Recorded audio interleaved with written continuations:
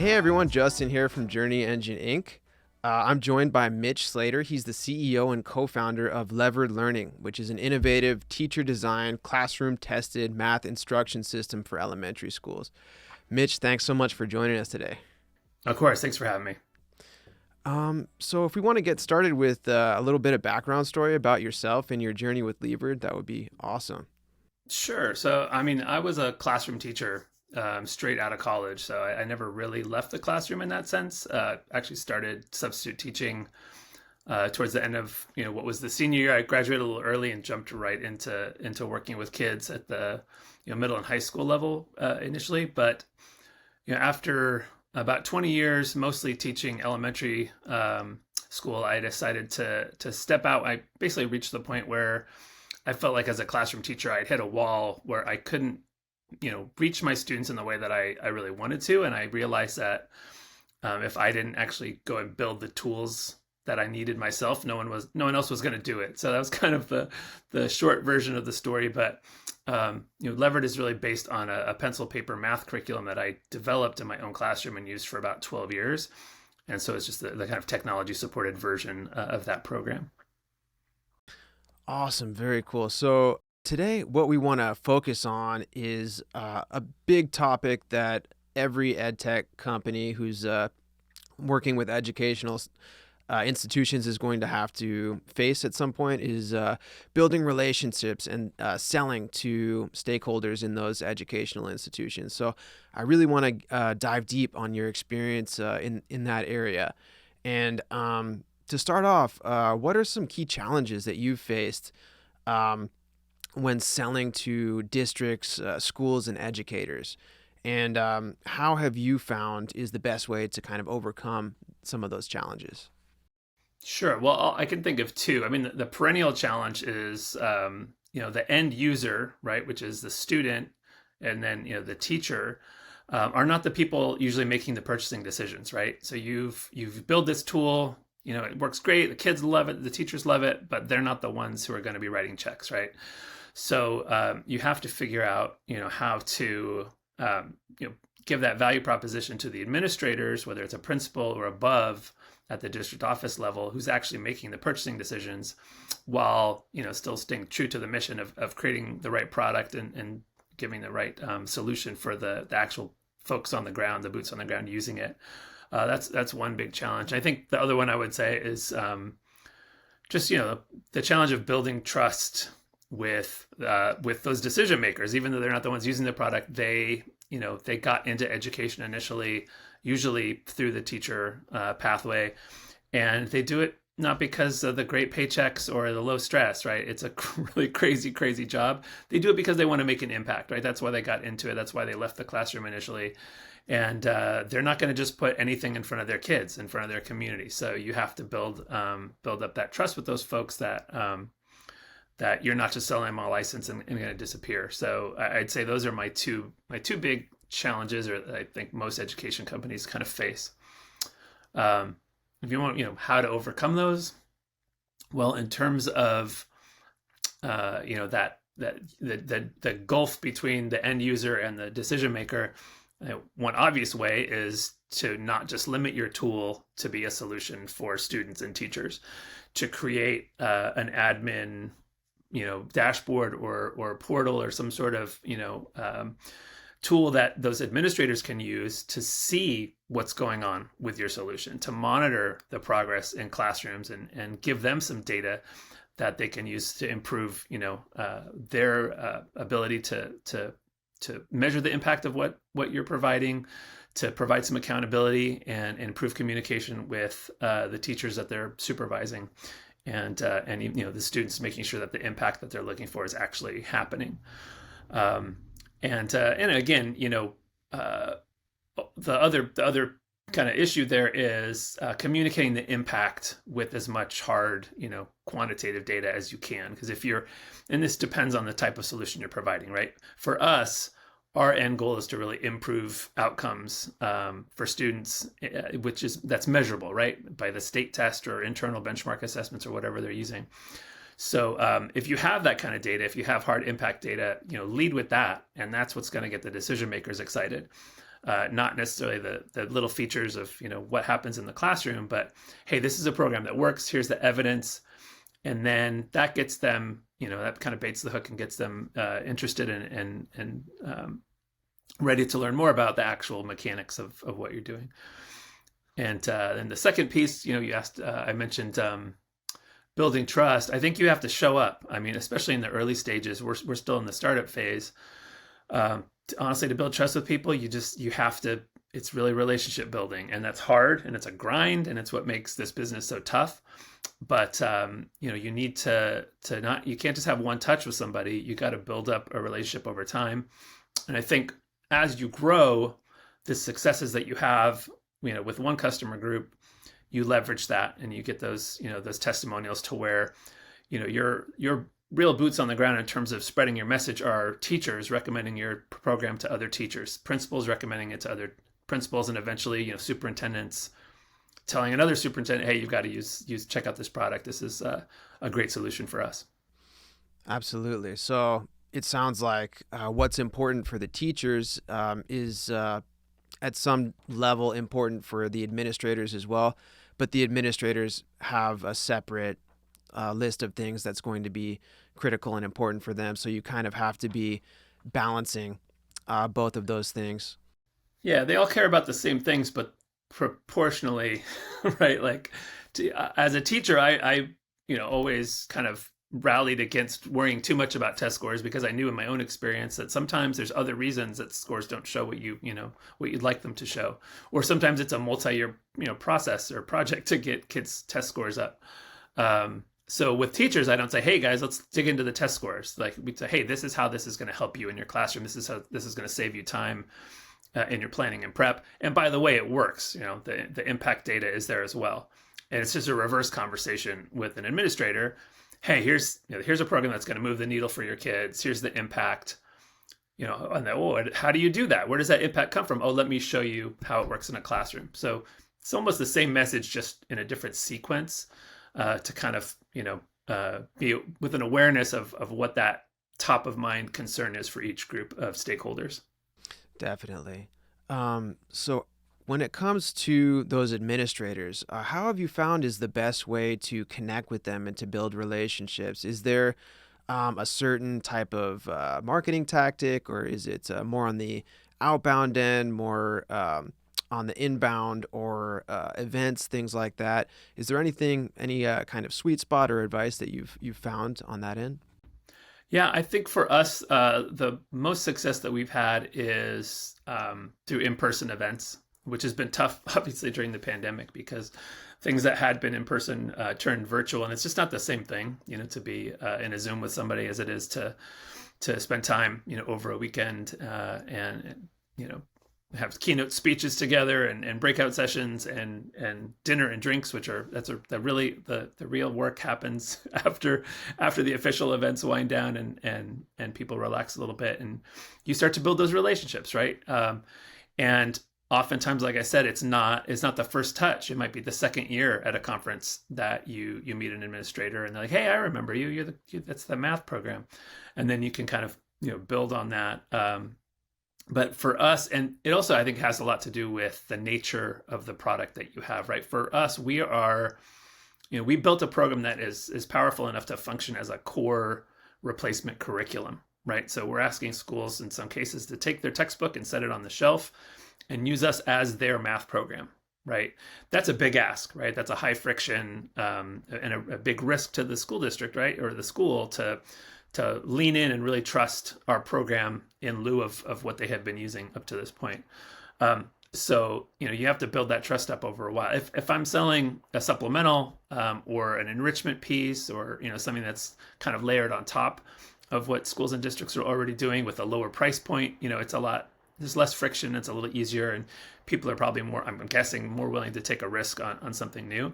But for us, we really need to establish that trust, and the best way that we've found to do that is to show up multi-year sponsorships and participation in professional conferences that are really focused on professional networking. So associations of administrators and superintendents, there's state level associations like that, And there's kind of affinity groups like Association of African American Superintendents and Administrators, California Association of Latino Superintendents and Administrators. You kind of choose what the best fit is for your company and it's most aligned with your mission, and you show up, you support their mission, which hopefully is aligned with your priorities, and yeah, you get in there, build those relationships, and then show that impact. And once you start making an impact with one partner, those folks will start kind of spreading that within that organization, and you can build these kind of regional footholds. Definitely. Um, so, as content marketers, we have found that the best way to kind of bridge the gap between sales and content is to start the process by really diving into the pain points that your market is seeing. So those district administrators and the end users, the teachers for that matter. So number one is there what are those big pain points for your customers, and is there a methodology or a way that you found to kind of identify or bring to the surface what those big pain points are? Yeah, I think it's important, again, it kind of depends on the product that you're building. For us, I was taking on, elementary math instruction, which is like a big hairy problem, right? There's not one pain point. I always use the metaphor like, when you go to the doctor's office or the chiropractor and they give you the kind of schematic of the body and you're supposed to put an X on where it hurts, like it's like 50 X's, right? There's like this constellation of pain points that are all interconnected. And for what we do, you can't just address one of those. You really have to give people a systems level solution that addresses multiple things at once. If you want to make the impact, right? If you want to actually show a demonstrable improvement over what they were doing before. And the only way, I believe, for the scope of our kind of solution, the only way to really understand that is to have been in that position yourself, right? To have put I was in the classroom for 20 years teaching, 9-year-old kids math, 9, 10, 11-year-old kids math. So I understand with a really deep kind of connection over multiple years of practice, like what those pain points are, how they interconnect. And I think there's a certain authenticity that those purchasers, those decision makers recognize when the people developing the product have that kind of experience. And just the way that you talk with with an administrator. I remember talking to a principal, or maybe it was a soup, and I mentioned something about SEL, right? And like they're like, oh, what's SEL? And I knew that they knew. It's like, oh, social emotional learning, and there's like, and so tell me more about that. And they were just testing me to see if I was just kind of throwing a buzzword out or if I actually knew what I was talking about, right? So I started talking about the framework and started talking about peer collaboration and mentorship, and they're like, oh, okay, you actually, this is something you actually understand, and didn't just see it pop up in a tweet and then spit it back out again. So I think really, in education, it's important to have the people leading your product development, at least, having some real experience. And I'm not talking about I subbed for a year, or I was in Teach for America, like people who have been in the trenches, who know best practices, who've tried different curricula, different program, and really understand not just the how you build a curriculum, but what happens in a classroom. What are the challenges? And they're not all pedagogy challenges. Understanding that sometimes the principal walks in and everyone has to stop what they're doing, so we have a pause button. It's like a simple thing, but the teacher can pause, all the kids get kind of locked out for a minute so that you can have a conversation, get their attention, and make an announcement before you send them back to their work. So those little things come from really understanding what the pain points are by walking that walk yourself. And I think I would tell anybody, don't go out looking for a problem. Talk to the people actually with the boots on the ground, and ideally have people in your team who have lived it. Because as you're iterating, as you're working on that second, third version of what you do, they're going to see the spots where, we could connect this to that, or with one really easy feature to implement, we could really change the quality of our product in a fundamental way that those end users are going to feel. Absolutely, 100%. I'm with you there. Talking to the boots on the ground, or actually, if you're not ideally hiring some of those boots, right? Get them in there in that team. Yeah, if you rely on technology folks to implement the solutions, they should be you should be giving them a blueprint and then they hook that up. You don't want your tech leads, as brilliant as they might be and as good as they might be at math or whatever it is that you're doing. You want educators design educational tools. And I think that's true for in any industry. You want people that really have a deep understanding of those problems to be the ones kind of engineering the solutions. Definitely. So I think if you don't have direct access to those people, those boots on the ground, at least having access to someone who has a lot of direct interface with those people is pretty critical. Um, so you mentioned earlier that it's super important and beneficial to be leveraging data when you're working with these stakeholders, and we noticed that you're making really good use of kind of data-driven case studies on your site, something that we would call product-led content. Is there any advice you have for other ed tech marketers on how they can leverage product-led content like this to help sell to educational institutions? Yeah, and not every ed tech product is trying to get test score, a direct correlation to test score growth, right? I mean, that's a pretty high bar, and I don't think that's necessary, right, for people to be. Obviously, it's not necessary for people to be successful because there's so many different types of solutions out there. I think figuring out ways to blend the quantitative data, which if you're not looking for hard state test score growth, right, which is our bar, you can doing post pilot or post implementation surveys with your end users and just getting some data on how did the implementation feel for those folks. Did they feel like it was saving them time? Did they feel like their students were engaged? Figuring out the right questions to ask to measure your impact, right, aligned with what your goals were, right, what the goals for the product are, and then you can turn that back around and say this percentage of teachers felt this, but then you pair that with the actual, make it personal with that testimonial of those teachers speaking to it in their own anecdotes and their own stories. So I think both things are important. There's the quantitative data that you can take more qualitative opinions and feelings and do surveys and questionnaires to create some hard data that you can then share back. But then matching it up with, actual direct testimonials from folks that are using the program and at the multiple levels, right? Teachers, principals, superintendents, if you can manage to build that up. And maybe not at first, right? At first you might only have teachers that are kind of ready to jump in. But as you grow the program and your customer base, you'll get more and more opportunities to capture those kind of stories and let them lead, right? Let them be the ones to tell your story.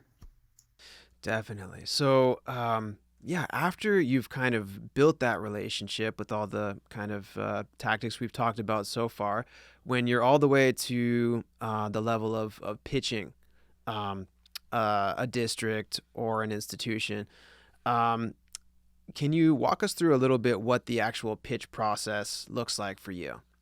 Sure. I mean, it starts for us. It starts with our story, right? So, because a lot of ed tech companies,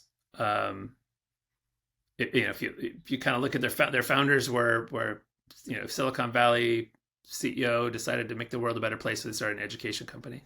And I think there's a certain amount of fatigue from educators about the the promise of ed tech, right? We've been hearing that ed tech is going to improve outcomes for 40, 50 years now.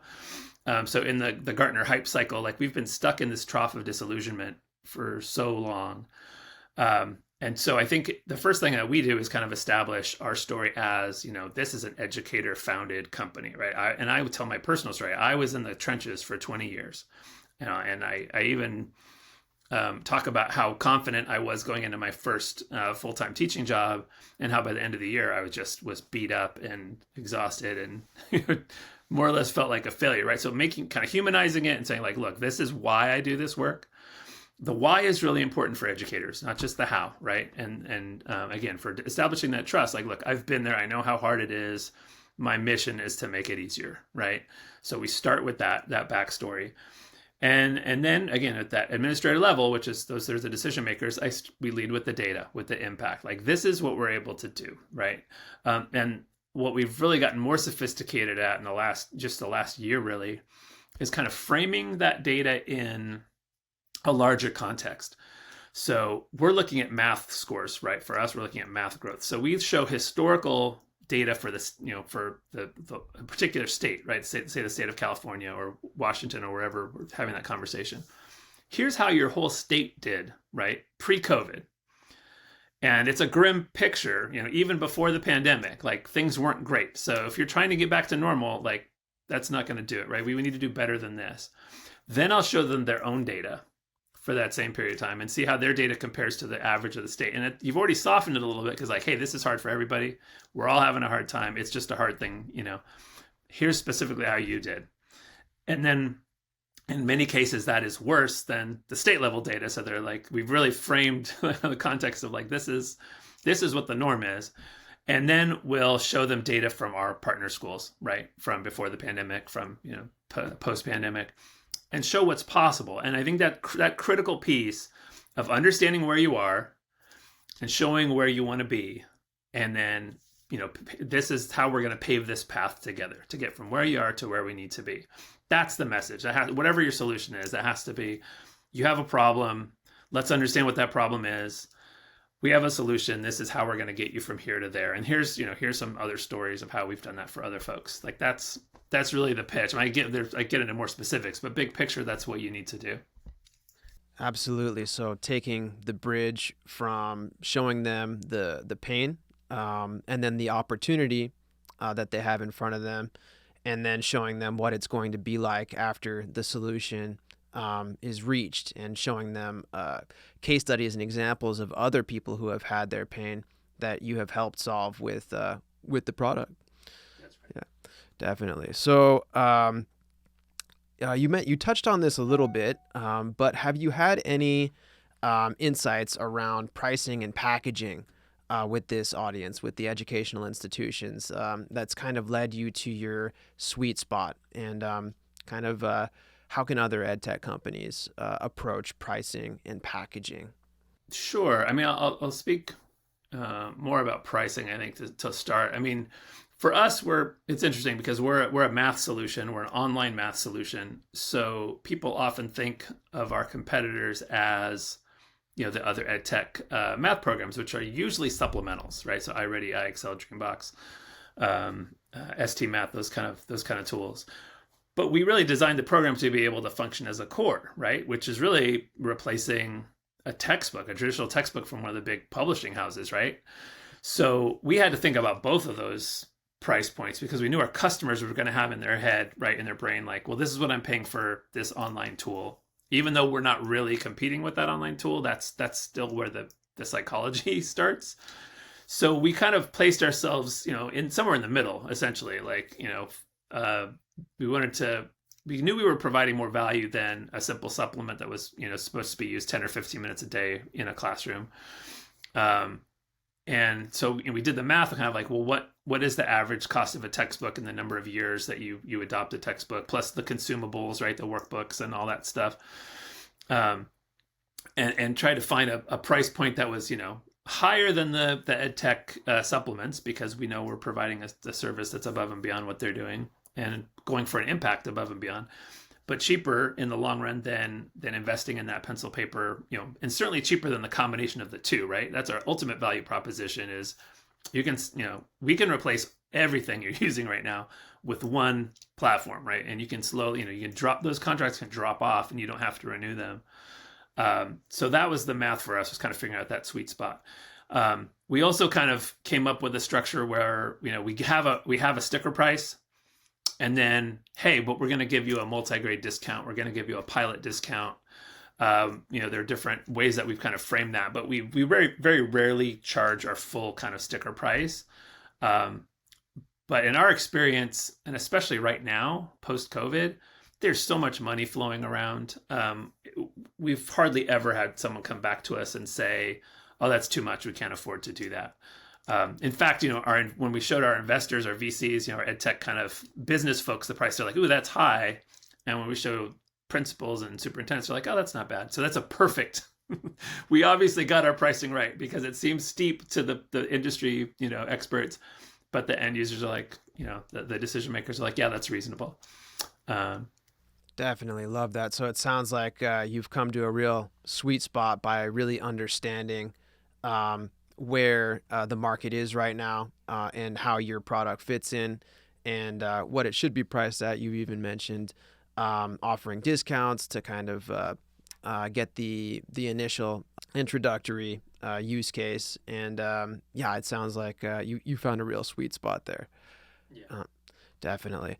Um, so throughout this entire process, from building the relationship to the final pitch, etc., is there any common mistakes that you see ed tech companies making, and how can they avoid those mistakes? Um, it's a little tough because I have a pretty narrow window into our own universe. So I have experienced our mistakes pretty deeply.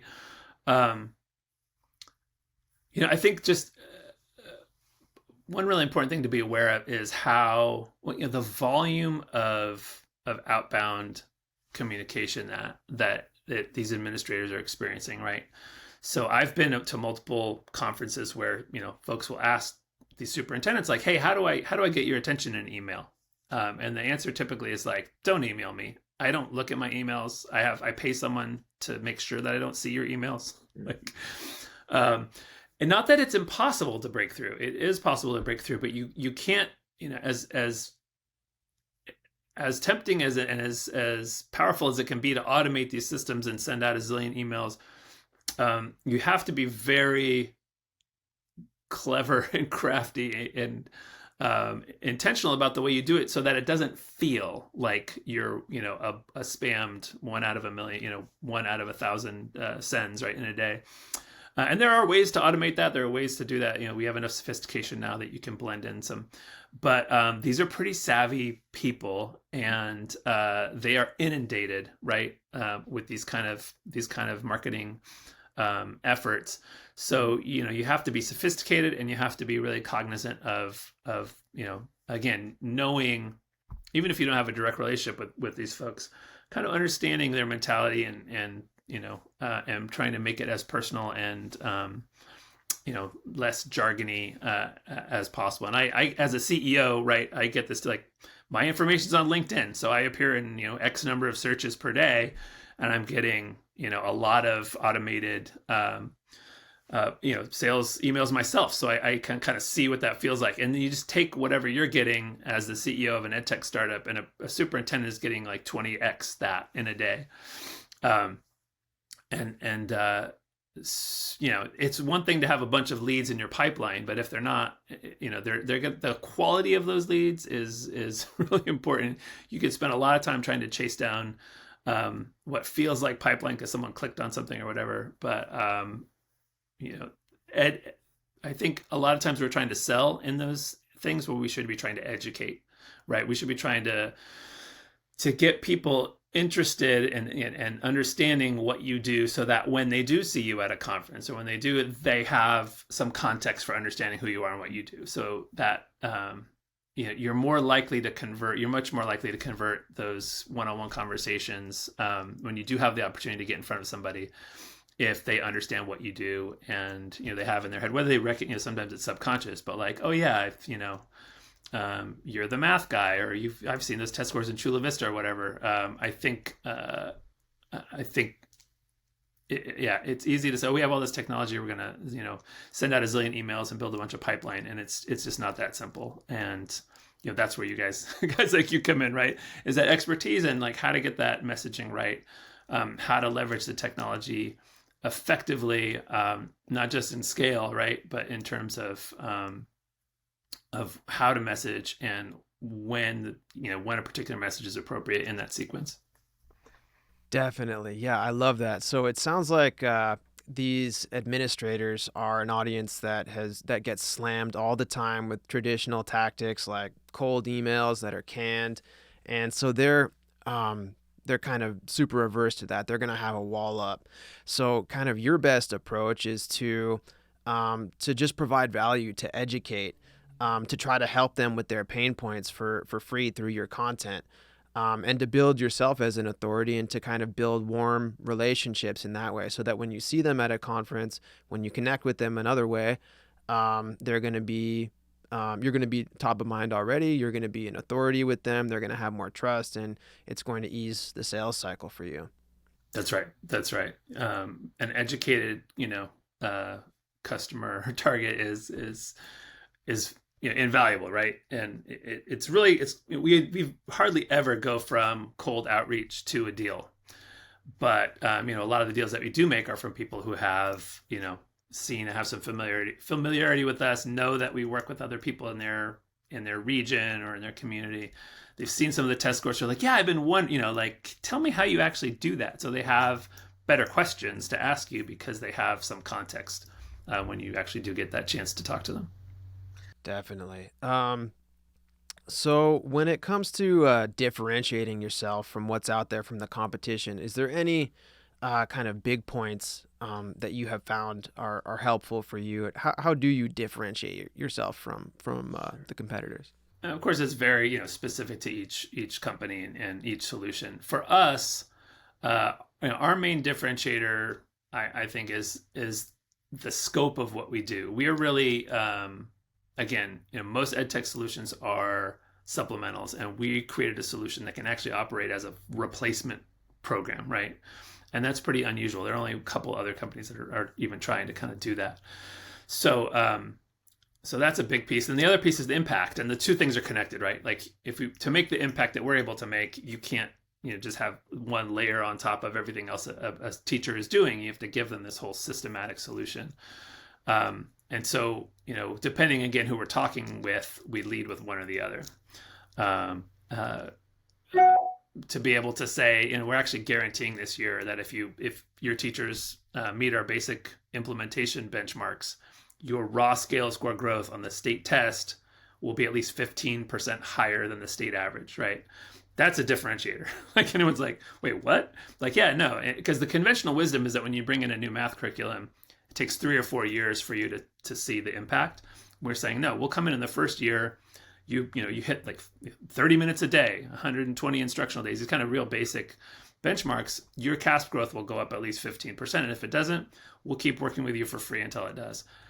That gets their attention. And then that begs the question, like, well, how can you be so confident? Oh, let me show you how the program works. Let me show you what our historical data is. That kind of, so that's what works for us. Now that's very particular to our solution and our focus, right? As an elementary math, this kind of very, very focused band of users that we're looking at.